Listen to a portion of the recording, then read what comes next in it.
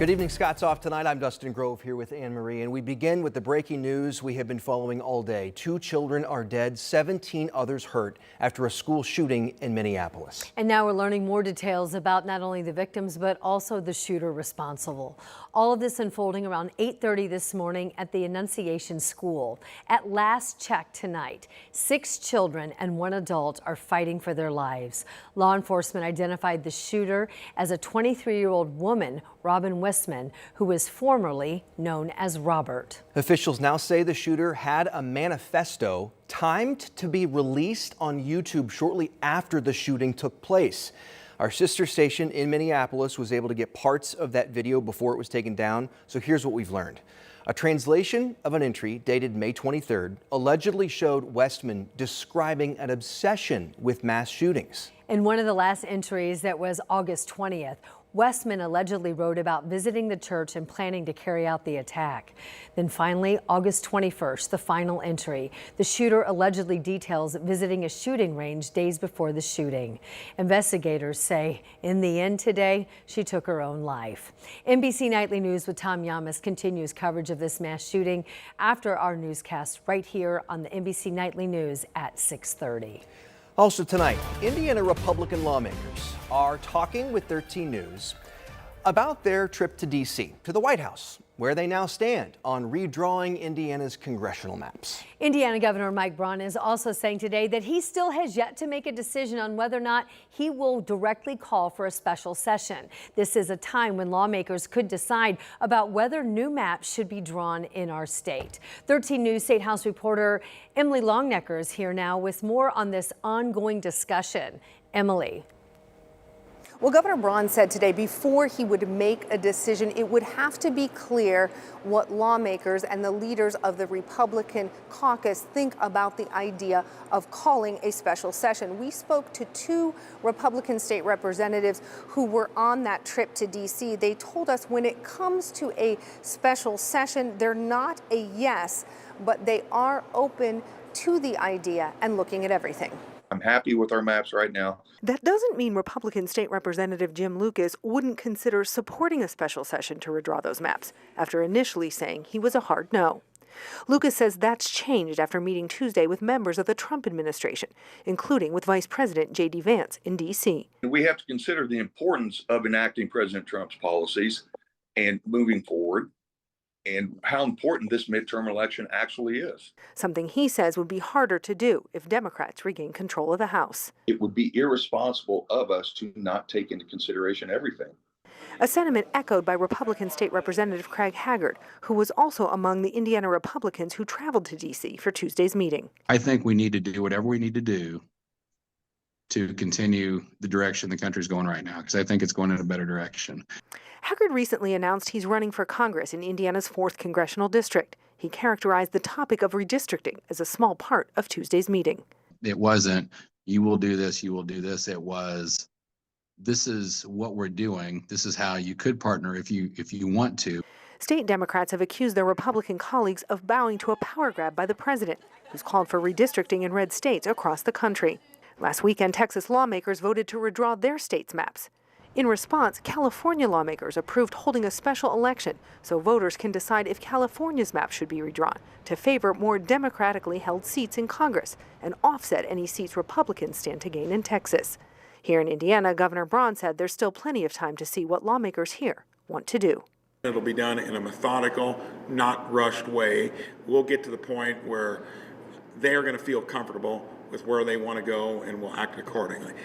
And should Governor Braun call a special session with the support of Republican state lawmakers, state Democrats are calling on their Republican colleagues to forego any pay or mileage reimbursement they would receive during that special session. At the Indiana State House, Emily Longnecker, 13 News.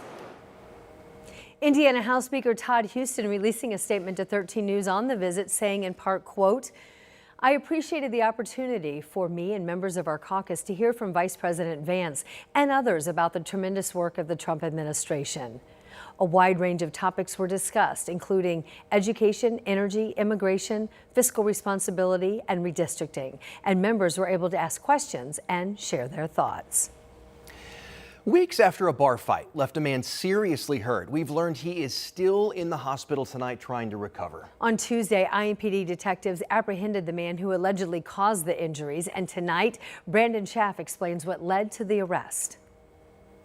Earlier in August, a fight at this Southside bar led to a man being taken to a hospital in critical condition. A fight at that place bar during the early morning of August 16th between 31-year-old David Risley and 37-year-old security guard Terrence Lampert.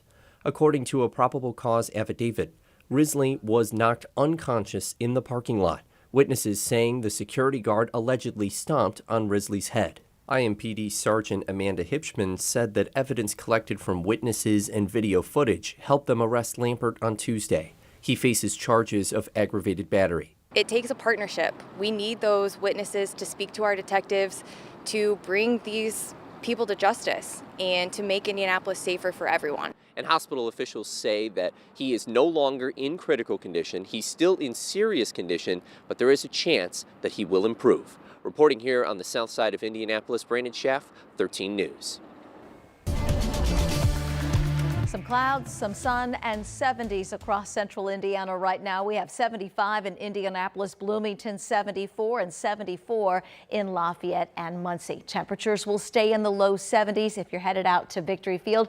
TJ McConnell night tonight. That first pitch at 6:35. Temperatures will be in the low 70s through sunset. A few showers in that Thursday forecast. Will be close to 80 for a high tomorrow. It won't rain all day, but you can see the weather system moving in. I'm going to slow this down and have the local timeline in just a few minutes.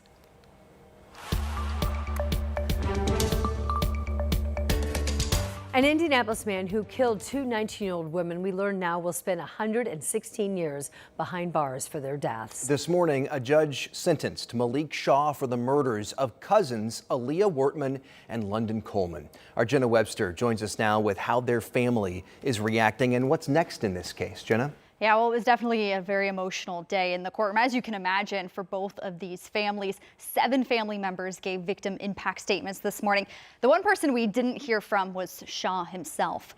Shaw was found guilty of shooting and killing the 2 cousins in the parking lot of a Lawrence apartment complex back in April last year.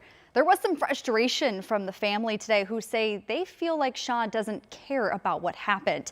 All saying the girls didn't know what they were walking into that day. They were killed and did not deserve this. When she was supposed to come home, we were going to sit down so we could order her graduation stuff. It never happened.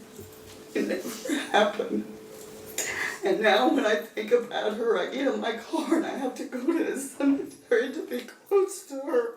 And it's just not fair. Well, a lot of emotion both on the testimony stand during those statements, but also outside the courtroom. This is what it looked like after the judge handed down that 116-year sentence.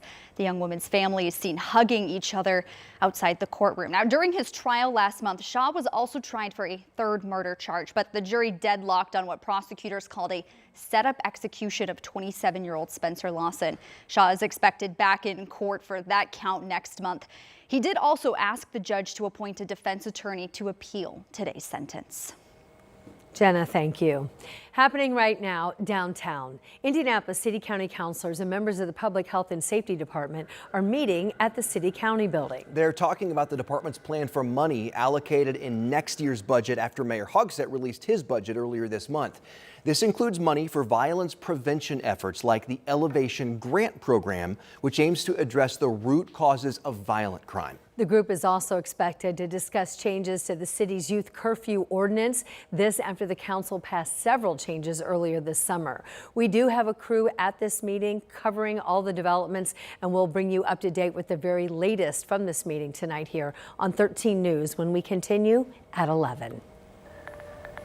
City leaders in Muncie are trying to navigate big budget cuts ahead of next year. We have the impacts that you could most likely feel.